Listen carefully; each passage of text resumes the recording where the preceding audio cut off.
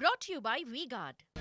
સુરેન્દ્રનગરમાં શાળાઓ સીલ કરવાની કામગીરી યથાવત. શહેરના 80 ફૂટ રોડ પરના શારદા ગીતા વિદ્યાલય અને શારદા વિદ્યાલય સીલ કરવામાં આવ્યા. 10 વર્ષથી બાંધકામની પરમિશન વગર ચાલતી હતી શાળાઓ.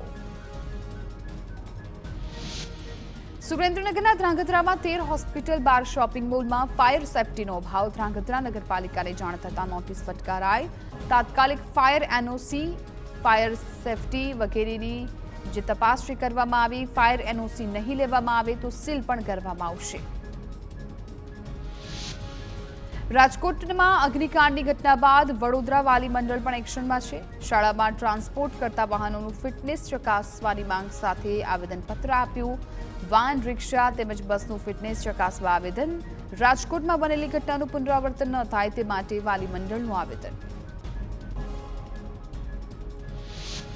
સ્કૂલ કમિશનરના પરિપત્રને લઈને વિવાદ. સ્કૂલ કમિશનરે પરિપત્રમાં કહ્યું કે સ્કૂલ પરિવહનમાં બાળકો સાથે ઘટના બને તો જવાબદારી શાળાની રહેશે, જેની સામે વડોદરા શાળા સંચાલક મંડળે વળતો પત્ર લખી આપ્યો જવાબ. કહ્યું કે વિદ્યાર્થી સ્કૂલના ગેટમાં પ્રવેશે ત્યારથી લઈ બહાર નીકળે ત્યાં સુધી જ અમે જવાબદાર.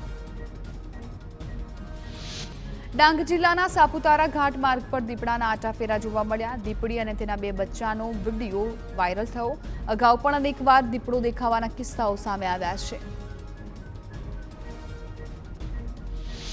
Brought to you by V-Guard.